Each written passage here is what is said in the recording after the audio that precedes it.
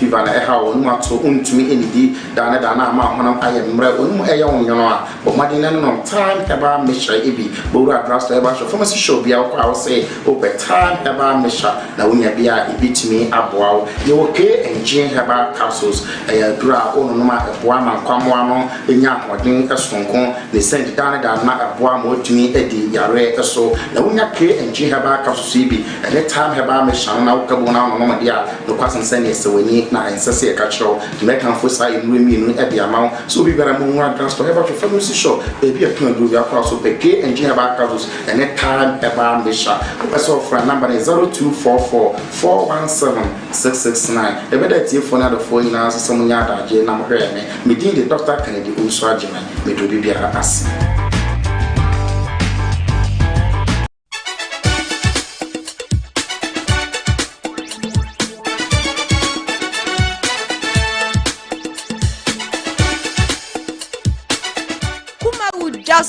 Kumawu Jaso ataje ane ene wate denne Kumawu TV ejumadi a ye friend Kumawu Jaso ena wani guso a wo hwe Kumawu Jaso de ye say oton phones we ye boutique ti sane mi Kumawu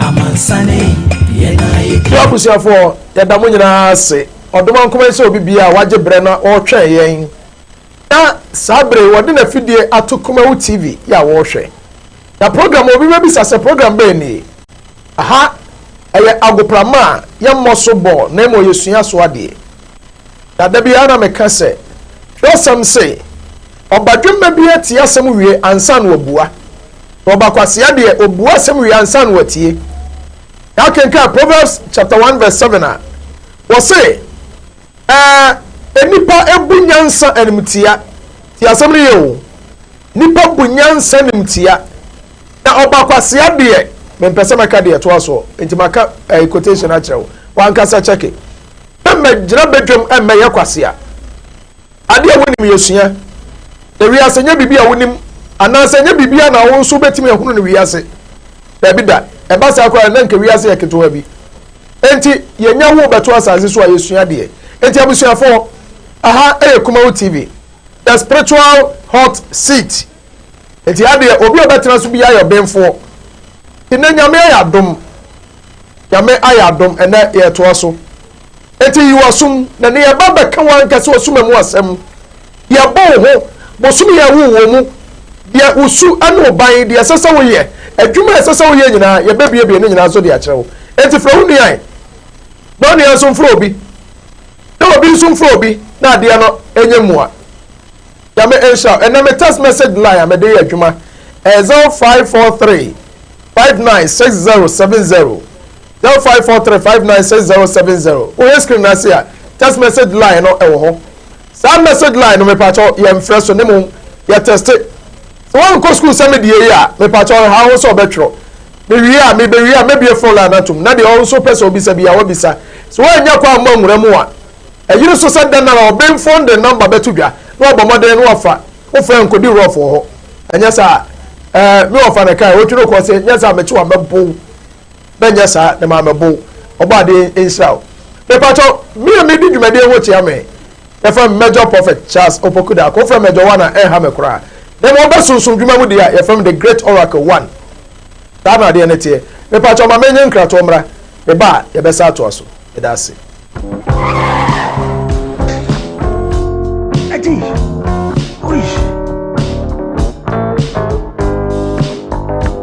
honey, I never surprise you.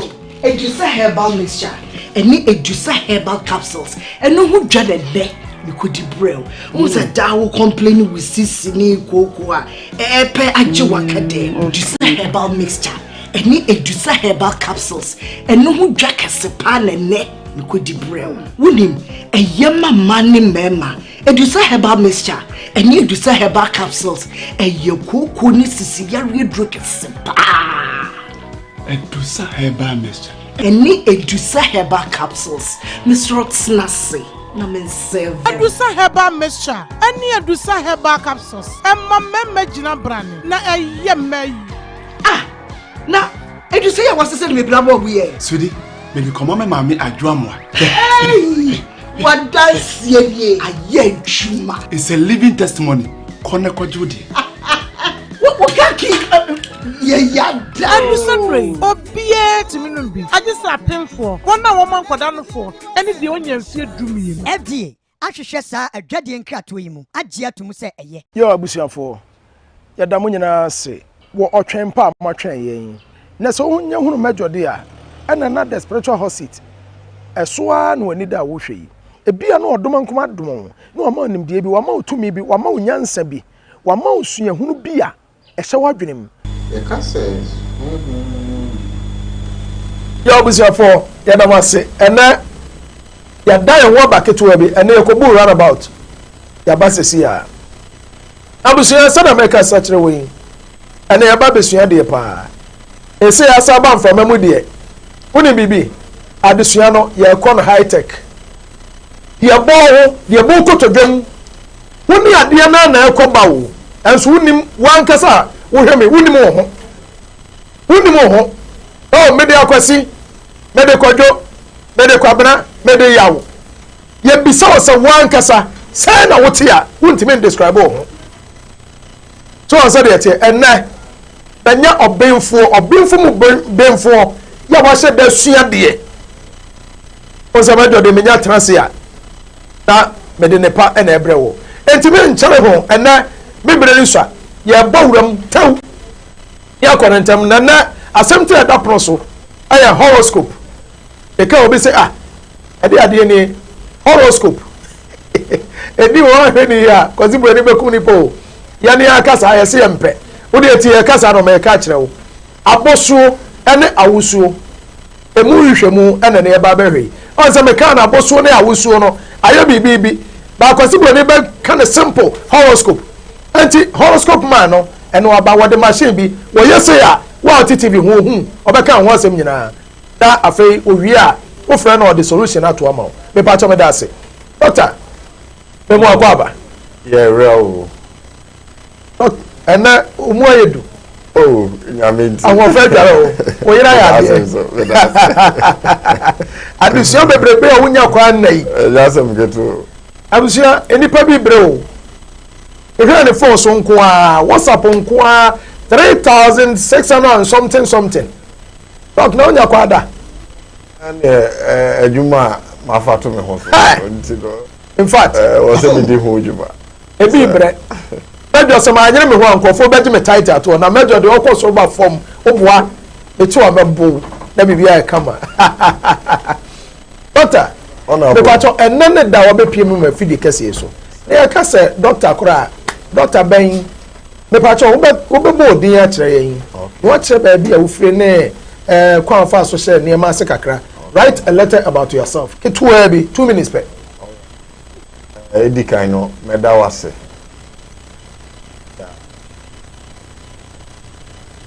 ya wase wa se men so akwanya mo kuma your friend me most learned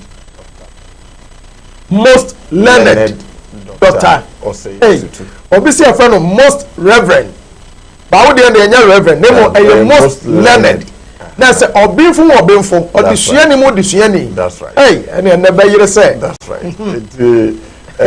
nipa bebre ni me ena me djuma mi that's right aha omo ta hwe NGOT ye Insira FM kuma stations ni bia bebre baby odi mo akotene baby nipa eni me pa wow enti no ene na manage Kumewood ahwefo nso enso nimbia nyame de adom me no memo ko anya mu okay awiase no nze unimu ho a eya sabio na unim de da wani mu nso a opepere ho abrabo daneti nti no medwumadi a nyankopon de ahye me nsa se me manipa bia hu abosuo mu nsem ene ne nsoma a ode ba awiase okay na afei no boy bi e wo ho no me so pa bo ni pakro that's right pan intimate pon okay na say ye be kan awusuo mu asemu yi ma me nka me de ketewa bi na ahwefo hu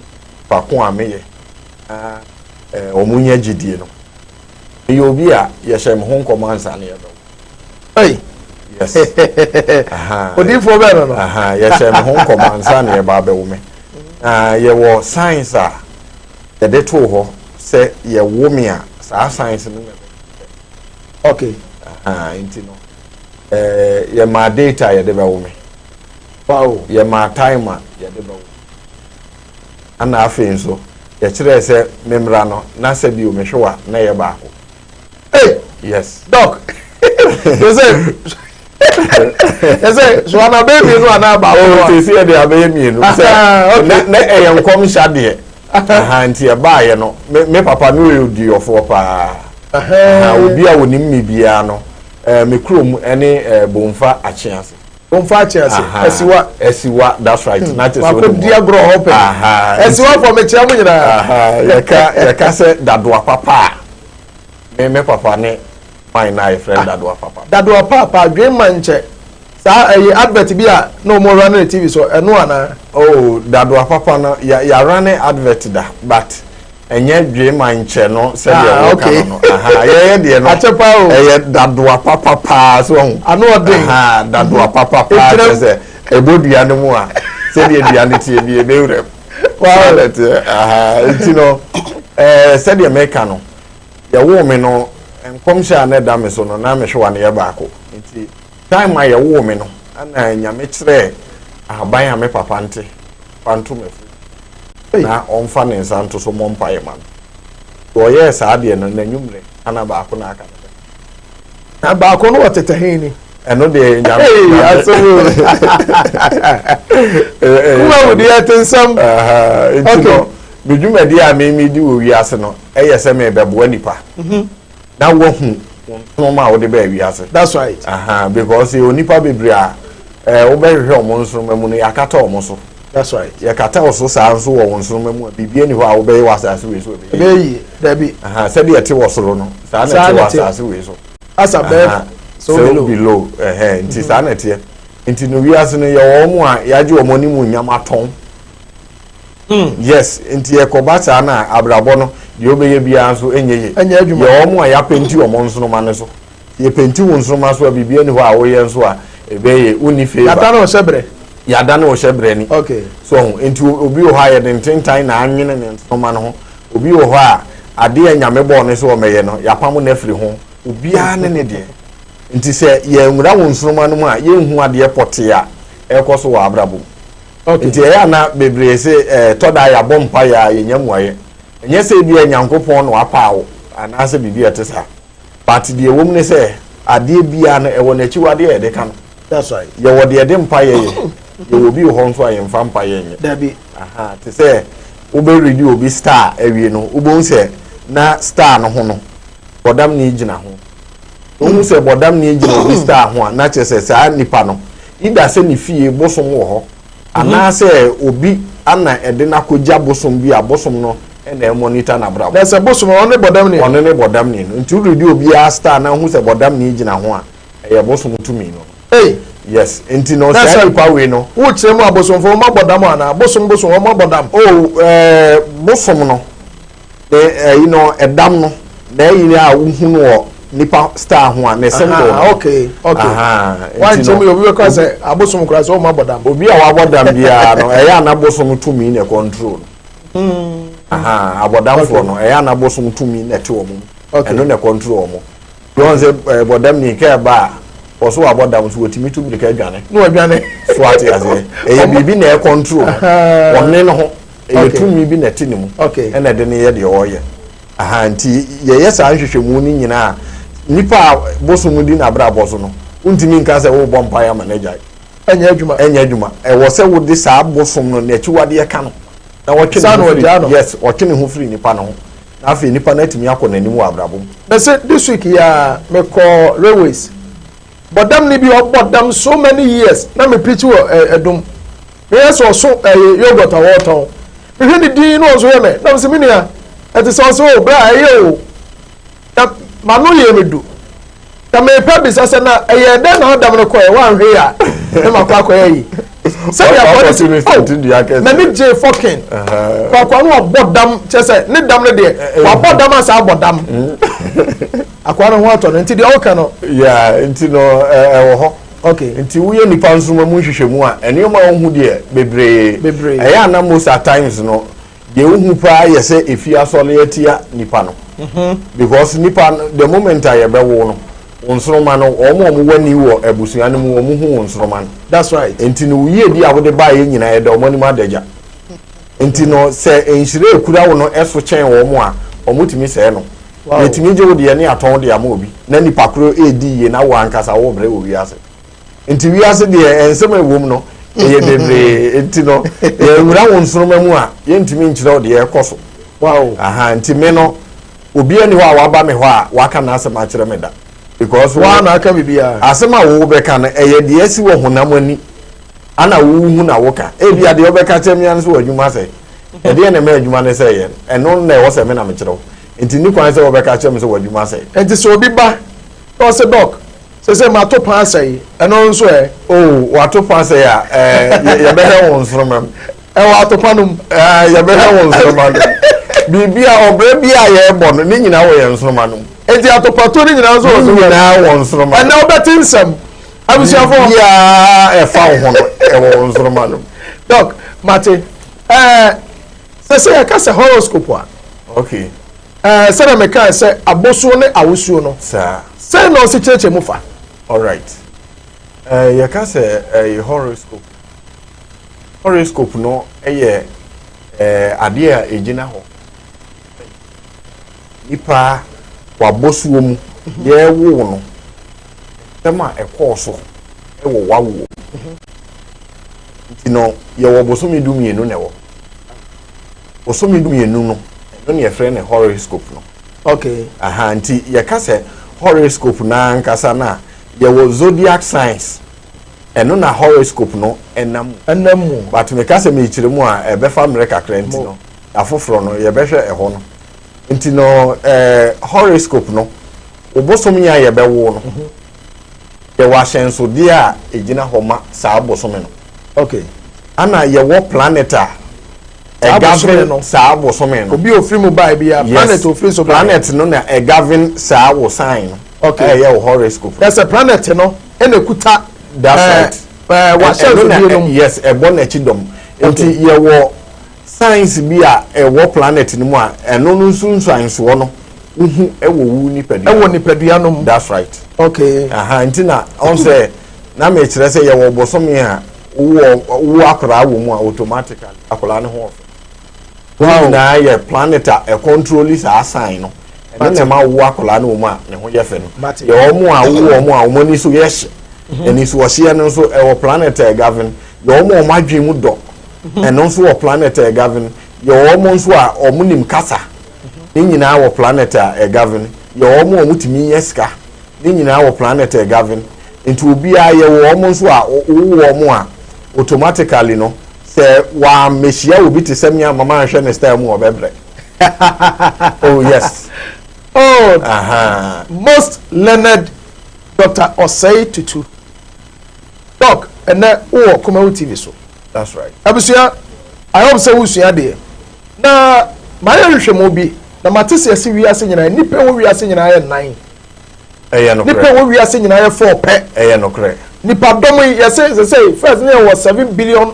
people and wo wiase every time it is 7 billion na miswa 7 billion bi meka ho bio da bi ya ka say nipa wo wiase ye 7 billion sir na so men kura me beto me pama wo 7 okay men ko a nya 7 o okay eno kura nya bibia enka no kura ka me nya nwie e bibi nti et men ko me de 7 ababe ka ho ti 7 billion still I da so gina ho wo so say ana me yehwemu no another school of thought e me say you nipa 4 pe sa asem na chem adwen ti wo most learned there me person ne wo break sa de na mame all right me da say ye ka se nipa wo wiase nyina ye fo a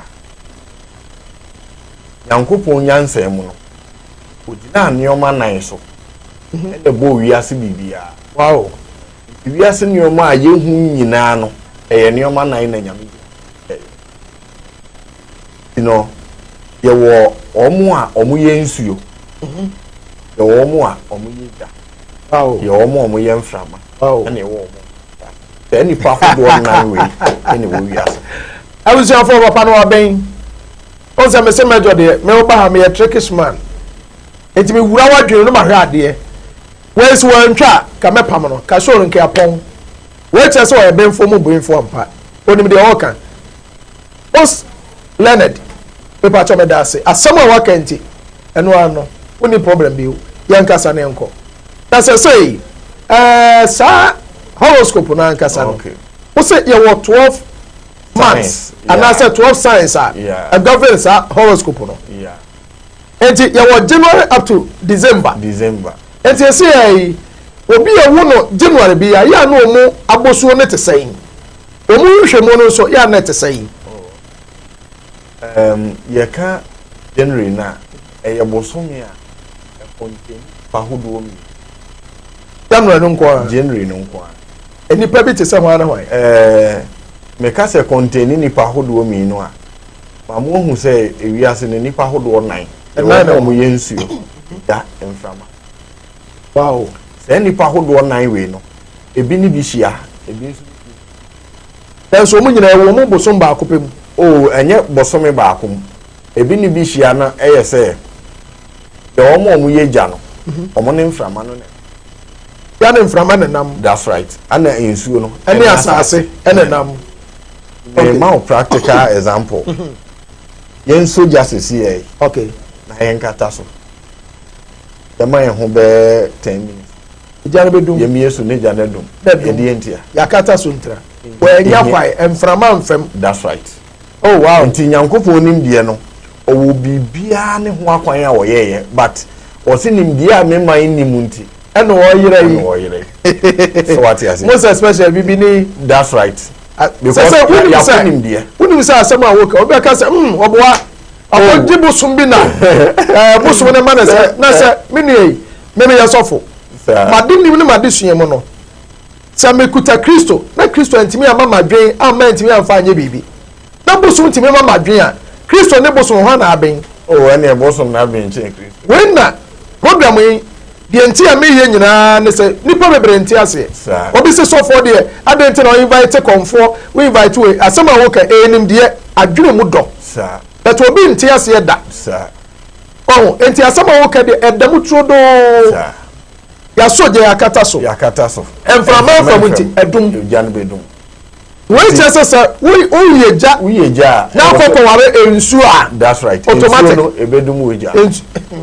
danet ye nti no asase no eno nso ne ensuo ene nam na asase no efiri ensuo num na ebae asase ne firi ensuo num that's right sana eja no nso firi enframa wow ene bae nti no sankofo we mienu no omo ne nante ensuo no nti wo de opesi ya ubo se baabi ensuo da na ya hwe no baya na se nwura ewo nsuo ne ho eye from ya akọwie ne so no da no so akusa ya so what ya say nti no nipa wo ye ensuo a wo anya sase so ana no dabo ne enkoye ana wo a wo ye ensuo sorry eja awo nya mframa no enkoye ma nyankopon nim die mu no obosomi a ye bewo no e kire nipa a wo ne star no be hia eno na broni ka bibi se compatibility yes mo me no mo ye compact yes mo ye compatible ya kan bomu a eye yie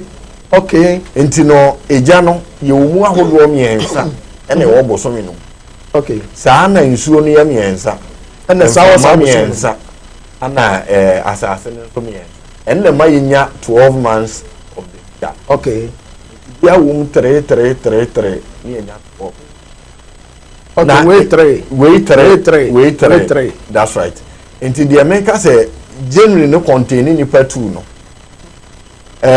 omo aye wo omo from early January from 1st January to 19th January no omu ye asase afọ ni nyina ya asase ana omu a started from 20th January and so eno so omu so ye mframa wow enti no bosome no say nete bosome a edikan no ye frɛ ni Aries yes Aries no started from March 21st na akowie April 20th nti bosome no ebi hihye bim saa kopem ni nyina beko aba besi look what can asem my spirituality and the search my no and at the same time it's in the Bible. Bible say the first month enye January nemo March the first month month no April and the last month no March tinka December no nka March mom and I will say the first month no started from March 21st that is Aries that's April 20th Sa January to December no nipa na isha na se nyame no na sa 10 na de all right January to say abrofo no edumre bi ananka omo pese omo dane ne mani say de be ya bibem ha ye hunu bi ya ye nya so what you say ye bi wo ho a ye nya na ma omo ye sa de no but science no we change bosome no kura ma December e be di kan kura eni o na wow nyame ni no eyepe okay aha enti said the mechre no month no started from March 21st to April 20th and only first sign wo horoscope no okay and only a friend Aries na Aries no ya mana shensu die bia eye odwan enti omo a ya wo omo sa abosome no mu nyina omo wo odwan su ewo omo brasier yes okay omo wo odwan su no ewo omo ahobrasier pa okay omo ye nipa omo kanokre Aries guys no yes that is March no okay na omo so ye de omo ye sacrifice maybe ase that's omo na ye nwan no omo na ye nwan now I see nti ye de omo ye sacrifice e de maybe ase me wo guy ba ko almighty quotation master da bi o kasa asem we enna na mate ase yi o se nipa bi wo ya boa o ye dwan ye de bo afode nyame bo ne se ono ye nkunu mfa no nyisika duro ye mfa no nyese enna wasem ni wa ko bie ki no quotation me pa cha wutie me ya me chiawo enche obeba show no so bi o aha na se match for no omo de na ka se ye de omo ye sacrifice elo nche for me ko nyisika duro say you oni pe bo a wo ye ne dan o kum so ja no na je no tere but just adete on se wo sha odwan ya bo a ye de no ba for de Bible ye de no ba for de ana aponche kura no ye de no ba for de e Bible no ebi no ahohom ni bi pe ebi nso mpe aponche no me kirew on se Israel hono tete hono afi bi aso a na uko ekosere bonifache no eno na Yesu Kristo kan ho asem Matthew chapter 5 no ntino uyi aponche ba ko a obia be ka ne boni agu ne so mo ja aponche no e ma ne ko na che se waso a wo boni ne ko nti aponche no ye wo mante agina ho mas omo ye sa aponche no a omo nso be so awi ase boni wow nti sa mante no omo no boni ntimi ntina wo mu nti se nipa no oni ni ko ye kululu a ekire no obekwa akote woto we ye dan boni ni ntimi ntina na no otro obeka obekwa akoka oh wow because ade ne tena ne mu cha ebe hante no abusia oyire ya oyire wo match mu a tiemi ye o de enti ayire ye konkonsa nyina no enye ono a na boso nti no we no enye match for no but started from December 22nd na bewie January 19th oh said e wo ka January for no January no started from December 22nd na abewie January 19th omo aye wo mu between that range ni nyina omo ya asase omo nyina ya asase okay December 22nd to January 19th yes okay omo nyina ya asase e ho no ye ko wu Yesu no na de ntia ye ko wu Yesu wo sa December no e na bebre say yan record Yesu awoda wo Bible no munti no omo ka say 25th December na nya no kure no omo nsua de yes wasua de a ubehu de meken na ewo botaye ntia ye ko wu Yesu e wo sa amant no yes because amant no obi a ye wo no sa amant no bia no ye de ne pepa wi ase bone firi ho yes ye de ono nso ye sacrifice ma wi afa ema ne ye that's also a dwan homo no na gina homa emponche no aha sa fo no emponche yes omo ye emponche enti yesu na the symbol no ya ponche yes na symbol of God na symbol no e ya ponche so they purposely na say the bar for there na say the bar for there okay na sa omo no December 22nd to January 19th no ta you know planet a govern omo sign no Saturn yes Saturn no ehọ na yawudie ene areho nyina ya de efri ba that's a Satan no oh yes Satan that's a Satan be aneze what is Satan no Satan oh wow aha yawudie ni areho nyina efri Satan ehọ na planet no so eno na ehọ okay enti no obi a yawo no sa abosomi no bia obre no two ways so pa wi a yemi phone lines obi a yawo no from December 22nd up to January 19th bien ho a wafa brabo easy obi a bre ye disappoint omo e ma ne mema nyina disappoint omo wow enti se yawo no na so ye be ma probability so oba betwi na di no e 99.999 hey yes I tell us so what you say hey wow yes oyo ba nso a be ma betwi na di saa okoso ba form be ma betwi na enye fie be ye bia na yabi tom eno so na dada o ma che o nti omo ye nipa a omo face disappointment emfa ho abusu nyina betumi a disappoint no enamfo be disappoint no ono ane ma na papa correct me disappoint serious ana omo ye nipa a omo ye hard workers omo force wa brabom but enioma nkoyi momo opa obi a yawo no between star range there American December 22nd to January 19th no ade bia nipa de sika hyemu a etimi mani ye sika tentem no ono kwa de hyemu a discussion ma be hye yeah man ko ne ya daka ono kwa de ni sika ko hyem bia e be hye wow enti time bia no sika sem ho ye den ma wo mo e ma wo mo sika sem ho den ma wo mo ti time bia aware mo ya no mo problem na sa afọ no mo gi sika duro be yi oh sika duro de yo nipa bi ho akora ntimi mfa ne nyi schedule dabi enye se odi nipa se osiska sem ho odin se obi wo no obeji schedule age a obi ha be kwa akwaje be yo no nkwa akwaje bi a emfa oh ewia so we no betimi aye bibia ma na ye a age se won so ma ye adwuma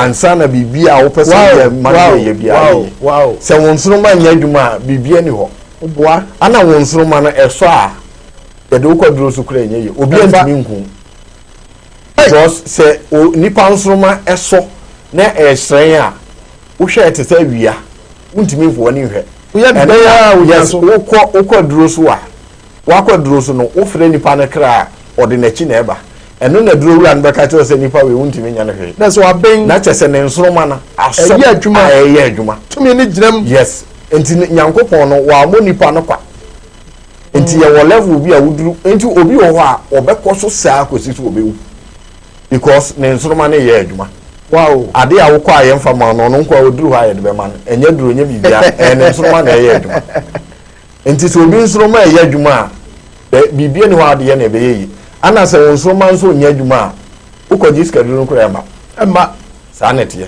enti obi a wo se de ne nsroma na ye de etie aha enti se de na me kire December 22nd to January 19th omo bre wa brabom so omo mpa aba odi opa makumase he nyina enye ne de ane na enhyechina yade na bembem serious yes enti na ma Yesu timi so a asemia no amafo mo senke ye wo no e wo different month mu a rabo anko baba bia senko asemia no ko de bo soldiers na kuma omo I'm telling you and asen ko be dan yakọ because issue na nya asem keto I know deal easy wow me boss me say wo dey say asemia no o pone ho half kura be so amia me ntu obi a ko kwasi afọ o bu ho keto be kura be so amia me anya adwuma aha but omo aye wo mo between that month no omo wo menka me say omo abamu bu abrabom ye koso bia wo mabrabom nya de omabamu wow yes and omo face disappointment e wa abrabom aware adwumam sikase bibia nipa bia timi disappoint omo abra ana omo nso ye nipa ade omo chiri kura ye ntro omo mpe ntro kitik ye twa ne ntro eno ano no wawie ana omo nso bone ntimi ntina omo mu ana America no se nipa no unini koye ade ye kululu a akodi bone na wio ba wote wa na esoso ne dae o ho a obo nso aba o se na anu ade wi a course no eye me ni passport na ekoye o ma se ebunu fo no woni bodi koye deal o ko so ba form abeka enti no obeba beka to ze ade wi a course na me ni passport na because no no work yes money intimate okay edin fi apwem obeba beka no kore sa na tie enti no nipa bia wo se de Nyankopon si ye dai ebo no enti nioma bi wo ho a se uninim de wo nioma bi ho a ugine nioma bi ho a wonte ase ya wo mu a omo ye 2 ya wo bosomi a nipa no oye ba ko bato ye 2 nanam ti ba ko sen ka me hwe wiem me a metiwe wa wo ti ho no metiwe fom uti ba ko hwe fom ba ko hwe wiem enti bibi nam fom ba wo hu bibi nam soro nso a wo hu eno ade enkof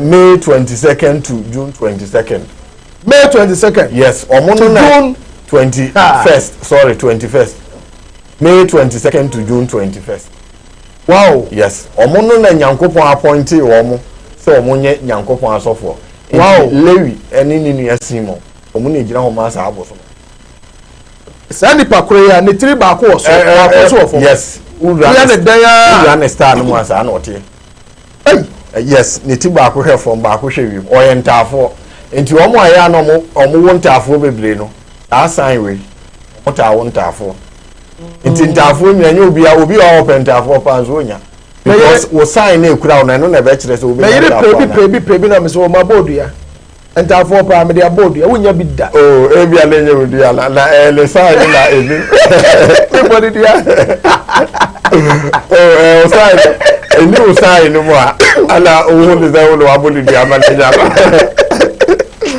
Sabete. Asabo. Enti se wo sign nu dia ntafo awo na simple. Easy. To obi wo ha wa ntafo ato aso ba miensa. Me wo fa wo ntafo di ka wo ntafo. Ye toso bi no wo tawia. Ye toso bi Nyankoma gone ye nta. Ye toso bi sa ye nta. Wo de boss wo na nta. Yes, enti ye wo mo a ye wo sign a omo timi wo nta. Breko na ni mechiro obi a bosomi bia na omo timi wo nta no. To kunim said ye beya because oba won se me he onim sa unkuta krata obi won se mo mame marker board afi no obe chechim won se we no ochocho we are most learned ampa na de ebema me metimi agi wadi the person e ma obi date of birth okay na wo chiri ni pa no okay the sign okay said you otie okay na bosuo na wusuo okay na wusuo na bosuo okay bebe ma 2 okay yedi kan 1st February okay 1985 okay tani pa no what saying all right yeah wo mo from January 20th ekopim February 18th omo nyina nipa baako ya won saying from January 20th ebepim February 18th omo nyina eka 1st February no na say omo no ye omo no ye Aquarius yes Aquarius no be ma osunsuyo aso okonsu na omo ye mframa yes omo ye mframa wow omo no omo ye nipa omo mpenche so wo sene so kakra bi a wo ha no pa yo mu chiri kura ye nhye so o be sene so omo nso ye nipa a ya no mo nso ko ofe oh wow ana ya na e ma no nso no omo himu omo pa omo dwam omo himu omo big across me chia wo eja me dwam so oh wow omo himu ma no ana omo ni jinyame so omo pe nyame so pa ntino ebi a wo him ne ho a o mfa credit so na omo ye nipa a omaben kaso obi sia de no hu e wa dwen mu a omo timi ben pa oh wow ye kaso obi ni made a ya no mo sign omaben because your planet omugina homa. That's right. Ya no ma be pa. Omu ye nipa omu pen fifi mu. E ka se fifi mu a. Ade bi opese ohunu. Yes, omu pen fifi mu pa ntino. Time bi omu search for knowledge. Bi enim die wo bia no. Because omu ye very philosophical. Wow. Time bia opese. Wo hwehwe ba bi enim die ye de. Oh. That's right. Aha, na omu ye nipa adoye. Obro. Ewo pa ko kan wa sem kire ni sisi. O kan na attach no kwan bia obefa so obeboa no. Obefa kwan ni so waboa. Doc, wabe. Ntino. O kan ye ba wabe. Omu ye nipa a chese omu ye good. Na omu ade ba ko ha omu ani ye him. Bedroom. Oh, ade ha omu. Ade ko sisi bedroom ejamu di o say yeah. Because nipa na me de na yi ma we. Okay. Me shada pa na me pese me hwa ade. Okay. And someone can find ho nyina the same. Ebie no wa yentro because nipa na me de the date of birth me ni no. Okay. Nti on say omo a enti na me share da ma data start free no. Wow. Nti e bia na obi ehwe ye. Anase otie ye. No no so dia toto na brabo ho. No ho dia me kan. Okay. Aha, enti no omo mmeremu ni yadu o wiase. Therefore no no omo time ni yadu o wiase no. That's wiase we no ye wo saa 12 science no ye obi ane time a eruli na kosi nti ye started from Aries no e bia last for 2800 years ansa na twem planet bia yes sign bia te say omo a started from March 21st to April 20th no omo no suban a ekoso ewo omo mu no eno na ebe dominate wiase nyina at time no. Yes. Wow. Enti no omo sign no suban e be koso no eno na koso enti say wiase na yaduru mu no eye omo aye wo omo from January 20th to February 18th omo wiase mu ne e wo enti na okota doors wo wiase bebre no because omo ni je sa ne ma no yes and omo sa ye mfifi mu yes omo ni je occultism no enti na amasisi no occult na ebu bia the most rampant yes sign na yaduru mu no masa ani omani nyina ekoso nti with time no we no be last for 2800 years na twam ana enye na asem etwam ani ekọ the next sign e friend of Pisces ni 2 fishes omo started from February 19th na ko wie March 20th na che se wi ase na kwasi yes na wi ase na kwasi ana abusia wow yes so for shen come ya hye ne ye ansa nimdie bi say doc nimdie say na say mum say na say yetwe ba asore na nka mu be kire because obi wo ha onya problem wa enye ba yi yesu obi ti me pom pa ya wa charity se busiri jimi obi jimi na wo sa wo ba pom pa ya so still the agenda o kan se bi ya che no a ohunu yesu jimi yes no say nimdie say no na bebre kura enim se me okot ana se me ye bosom eno de sa na bebre hu no mo se ensem na me kire no mu do too much ntino e bia me wo bibi hye me ba ewiase we no ho ewiase we musician Lewin American Lewin okay o say o bobra ewiase si we no so se ahwehwe na wo hwem okay na kire de wa hwehwe no sa na sa wo du wo si wo sa hwehwe na wiase kire de ewo mu a wo be mistake enti de onu ye no ye because we Buronia sabre nka platform nka ojira so nka nya agro ba ko ye bibini obi nim say ye dro that's no de fato nchen me dia me ye bia no say ye mame a me ncheke o tino ewiase no ye woni ma bibira ehinta ye black eno krepa ye woni ma bibira ehinta ye blacks doc obi de the date of birth aba okay then pan your ba okay osi 4th April 1995 okay oso opese ohun ono ne nsroma de enti a enema bi tiachia okay opese ohun 4th April no omuye ja ma mefa ade bi mu na myesa mirebi pawuram ewiase we no we started with fire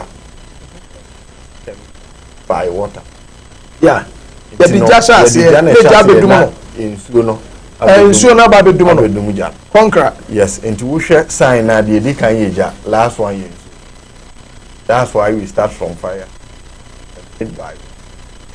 ye beba eno ho no ye eyi a adesua foforo a we de enke nu ho na sabe ya program no be very rich wo bi nkoka se kura ade bi su anim ha na ya no akoreso obi tifi asa no oka no se atwo bibi o se me hwe anim di because bibi wo ha so o bag ne se yin wa na ati yin me hwe anim na so manim sa be enti to whatsam no so enti no said the mention omo ye wo omo from April 4th na the mami right 4th April 1995 enti omo no ene guy di kan and the woman started from March 21st. Na ko bi that one. Okay. The woman aye wo between that range ni nyina.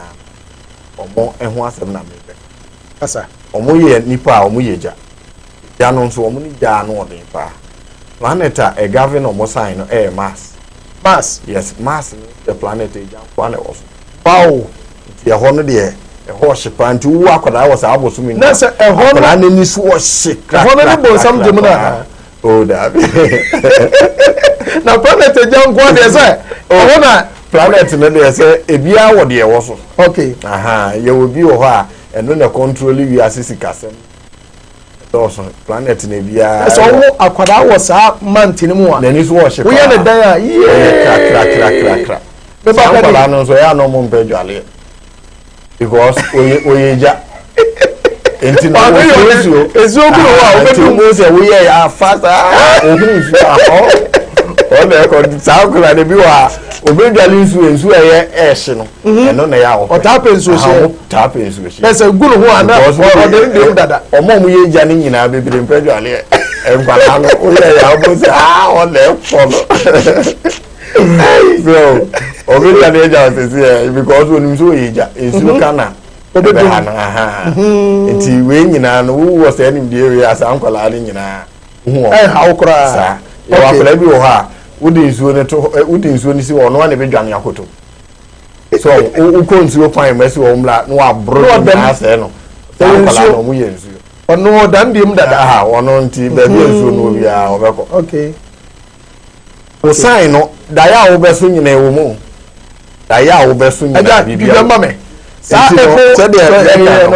April 20 started from March 21st.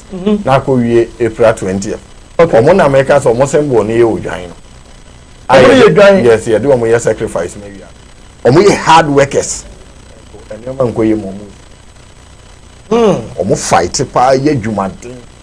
Oni omo nko ye e wo sikase mu ma. Ana omo ye nipa nso omo pe no kre. Omo ka omo asem plain. Na brabom no mo ye kendifo ene ese o ye natural leader no obia na leader we ase no obi wo ha nyankopon ene share that point no as leader okay enti obi a ye wo no sa abosom no bia we leader se nipa no ko she obi ase wa brabom a ohun no ho ano da kopin mo ano time bia o so won na lead enti se adwuma kura no obeda ne subordinate no wa meye manager mo ano owo ideas bebre nyankopon ma na adwene bebre se on fanya ne oma bebre nti so be subordinate pe na adwene no aka se yes ana ewiase nyina so ye gina how many pa ba ko ye friend Kabbalistic man Adam Kadmon adai Kabbalistic man Adam Kadmon wow on say ko be ka sa we me here kum chacha wa dwofo na ma kumbetia o it is that American Kabbalistic man Adam Kadmon the projections ene ye ni pai wan on say Bible num Adam na ewum ni yetu Adam odikan no say ye nim say Adam nwa ni di anka say friend Adam Harrison Adam no your Bible no yes Harrison do go fa na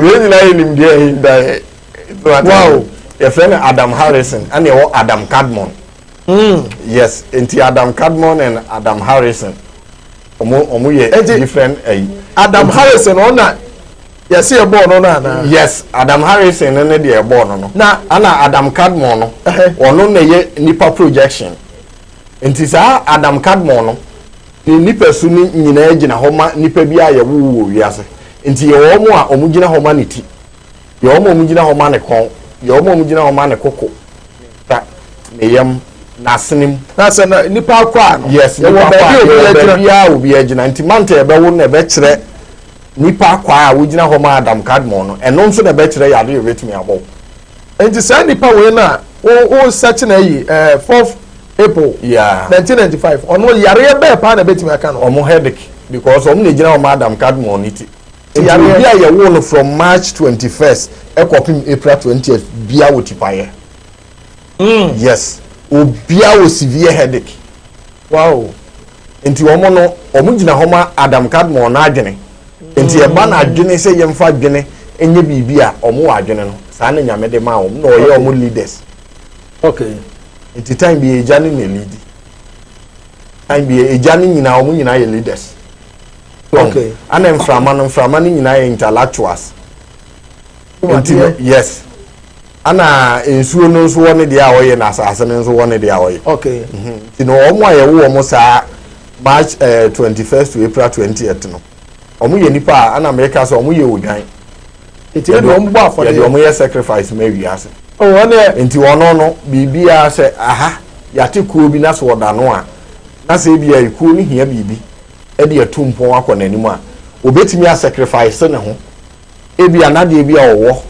obetimi akoton e de abrekuo ni se yemfa nya ade no ma ekuo ni ntumpon eno ne sa sacrifice no the time bia no obetimi a sacrifice ne ho e de aye bibi e de agi ni padom agina ho wow na ya no ma ware sem so te sen o ye twi om di da bia oh abusua enche me bebie me phone line no ena adesua na ye de na talk ma mi sa asem we 28 August okay 1999 boneta na me phone line no betia for phone line me for course be maybe be 10 bi okay August 28 no omo ya asase okay omo de na started from August 23rd na akuye September 22nd wow na so they almost 1 month pepe yes obia de 1 month but bi hihye bim aha obia hihye bim sa na we mu no ya asase okay asase na omo ye na asase a eye ho ne ho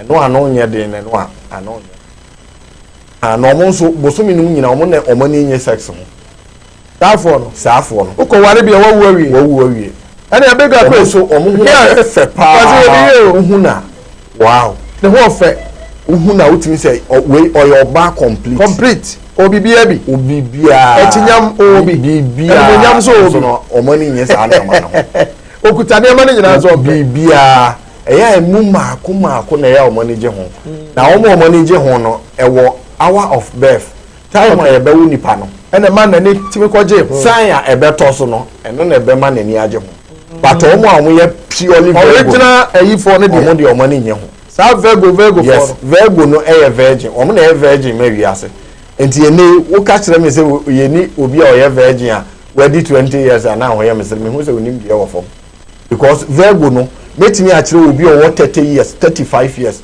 a wo ye oba onfa ne ho ka be mada we virgin straight away adodio yes omo ne from Virgo no enti ono no woni ne tena saa enam nkita ho no omo ani nye ho unya baako na age next year wow enti eno na wunim nipa ko a wo ye a obeka se bi a se bi oba no fa wachi ana se be ma no ofa wachi but enye se bibi etesa okay se nipa no nisu ana eda a obe na adwen so obe no kura no wa nkasa wunya ni je wow because said obesi atwetwe ne ho ne said obeye me ho no bi wonafa ene sa ane o ma ni nyina na ama de ko aye boring ewi ase no de ni mo ne se bi o sa de no bi ene je ho enye no kura abusiafo me be me phone line na to na wa wotie me time chuku obi so de aba 26 June 1985 na ono no de bom na me phone line no all right 26 June wotie me ya phone line me activate ne this year 020 0202 66 8461 020 8461 ɛna waako nso yɛ 0202668462 mepatwa mu bi a bɛfrɛ bi a ɛda screen ase nti fa mu baako na ɛfrɛ ne yɛni nkɔmmɔ dɔk tɛw nti ɔmo a yɛwo ɔmo no yɛwɔ sign bi wɔ hɔ a ɛyɛ ɔn sɛ yɛwɔ feminine ɛna yɛwɔ masculine yɛwɔ sign bi wɔ hɔ a ɛyɛ masculine sign nti ebi a wobɛhu bɛrima ɛyɛ ɔbaa na wayɛ sɛ bɛrima bra na ɔbɔ no ɔbɔ bra te sɛ bɛrima ogyina sɛ gyire yes ɛnyɛ ne nyina so but n'ani yɛ den qualities bi wɔ mɛɛmɛ mu a wohu no saa ɔbaa no ɛwɔ ne mu okay ɛyɛ saa sign no okay nti yɛwɔ masculine and feminine ɛwɔ saa 26 June no mu 26 June no ɔmo deɛ ne started from June 22nd na akɔ wie July 22nd oh okay ɔmo a yɛwo ɔmo wɔ saa abosomi no mu nyinaa no ɔmo wiase nyinaa ne ɔmo dɔn ɔmo maame deɛ wodi ne di agorɔ ɛdi ayɛ obɛku ato hɔ wow hello doc me baba so hello good evening me nuaba wo di ne baabi akasa frɛ Dr. San Magna, me kasa free pound. Ma me yankoi. Dr. Mpege Dr. Man, let's say 11th October 1992. 11th October 1993. 93. Okay. Also 11th October 1993. Hello. Okay. Hello. Good evening. Good evening. Good evening, baby. Akasa free. Hello. Na me pese o 7th March 1982 man why 7th March 1982. Okay. Hello. Can't you answer? I'm off first. Hello. 6 September. 6 September. 2 September. Okay. Pepa Tomon Churcho. This in my wife. Pepa Mochawa. Hello. Hello. Hello. Pepa Kasa, we didn't have a Kasa free. Official. Okay.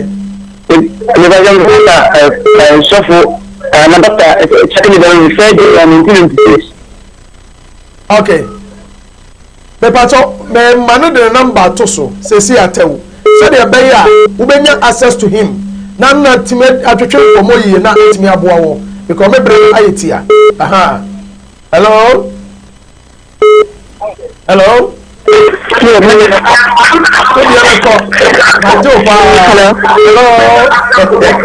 Good evening. Good evening. Jemima. Calling from Tema. Oh, Tema. Okay.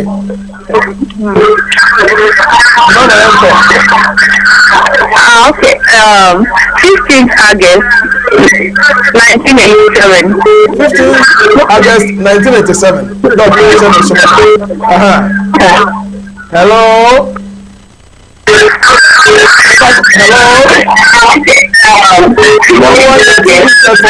The call has been put on hold. Hey, the call has been put on hold. Hello. Hello. I'm going to cast a baby a cast free. Henry, cast free. Kumasi dia super. Okay, Kumasi tafo yankoi. Thank you. February 8 yeni panso me mu hwehwe mu. Okay.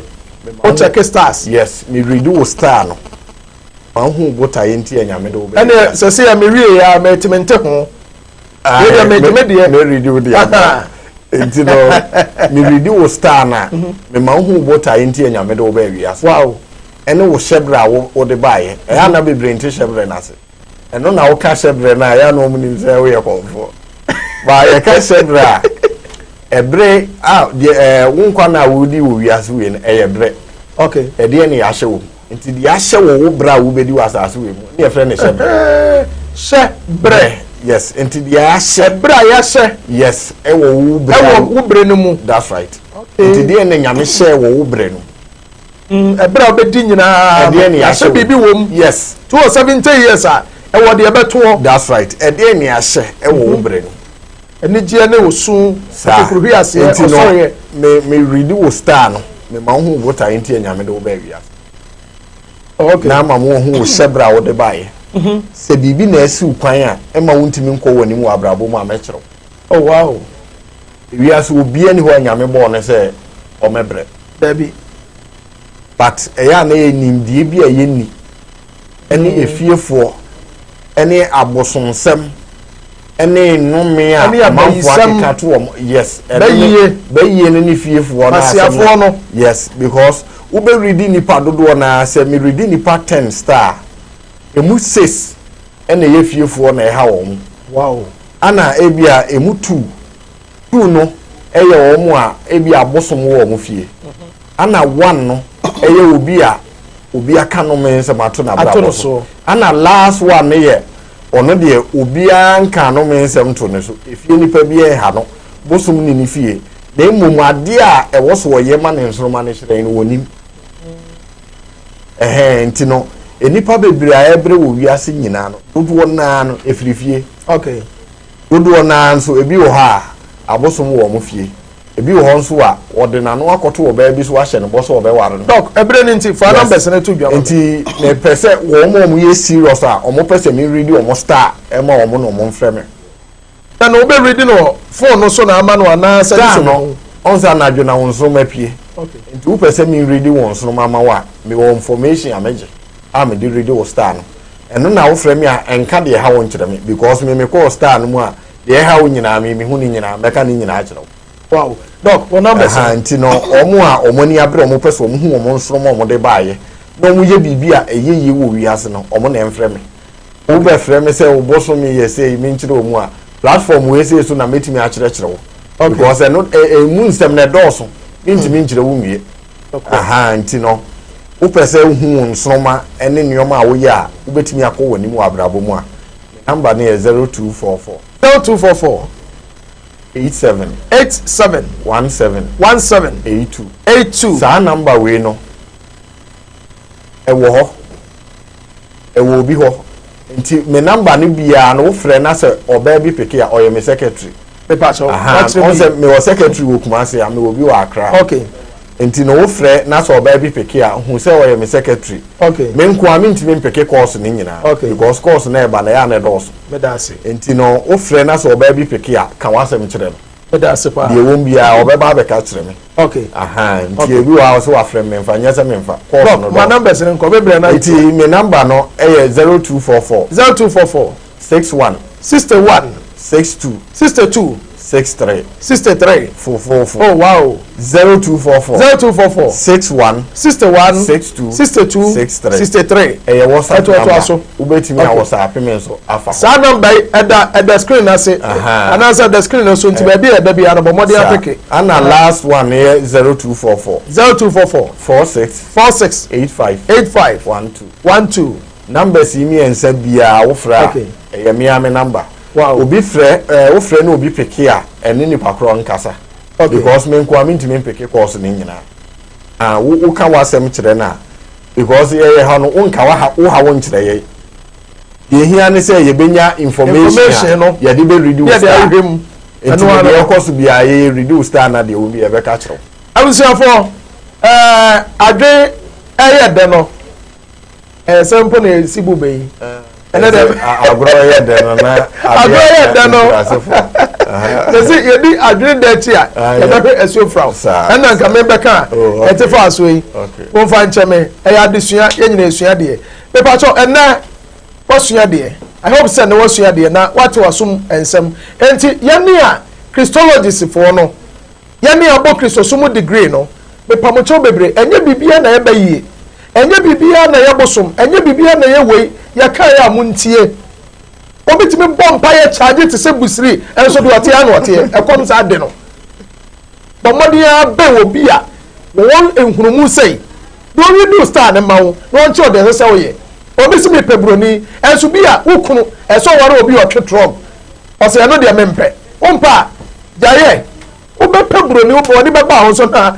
ate afas abusia yada otwede amponya nkopɔ ase agro no yɛ de na ade yɛsa nkurasefo menyaaya nke ɛtoa so na ɛtiefo mesra mo nyame yɛ do on Monday bede mobile money number ebeto afidie so onse we yenyare be 2 hours enka ebebo e pa enka date na wo de ba ye nyina nke benya daje asiso maako ne ete oni pasu ya wo ye nanso ebre na etia enti de mobile money number e de beto so se de be ya wo pese obo na to airtime ni bi maya otimi aba beboa na bibi etimi e kama enti e be start from Monday enti me pa cho ya pon de program no ebesi wa na doc me pa cho wa nche wa kira kwan quickly Kumasi ha me odium Kumasi the odium me odium runabout wa odium runabout wa on se taxi rank bi taxi rank ho na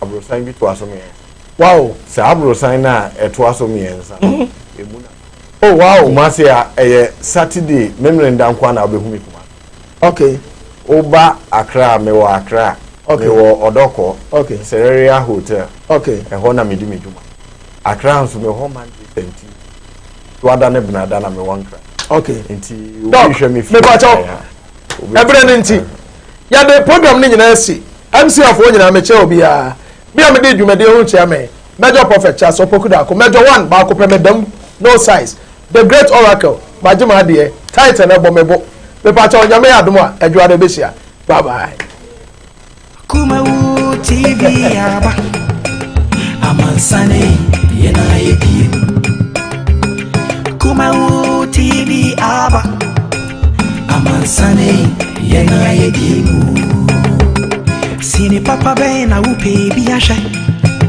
Amansane winnano baby ya Kumawu TV Amansane yedi